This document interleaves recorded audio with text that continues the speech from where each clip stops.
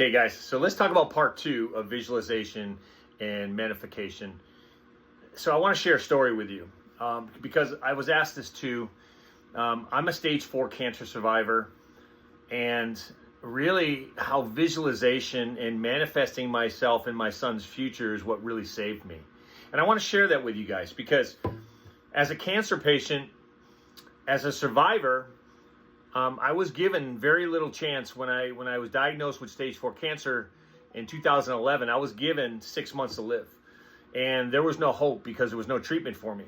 And when you have 10 tumors in your body, how do you prioritize which ones are which? Well, I had one in my lung that was the size of a baseball, so we had to remove my lung. I had one on my pancreas, I had one on my liver, I had one on my spine.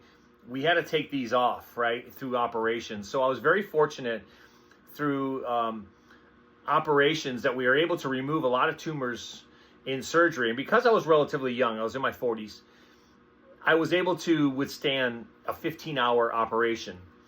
But what really helped me get through all this stuff really was the visualization, and I put myself in my son's future. I have 2 boys. At the time, they were 11 and 8. Now they're 18 and going on 17. And if I gave up, if I did not see myself in their future, I wouldn't have tried so hard to survive. And I think I tell people this all the time. I was able to place myself in their lives. I was able to see them graduate from high school. I was able to see them get married. I was able to place myself in future events, which allowed me to keep going. I manifested that in my mind, and in reality, I spoke it to the world. And then I visualized myself out there helping them and being in their lives. I did not ever see myself as somebody that was going to die of stage 4 cancer. And even though a lot of people have, I lost everybody in my cancer group to cancer, and somehow I survived. But I think it's a strong mind and strong will. And I would tell people this all the time. You got to have a strong mind. When stuff like this happens, you got to place yourself in the future. You got to see yourself surviving and getting better. And then you got to make it happen. You got to visualize it and manifest it and make it happen. And I think that's what I did.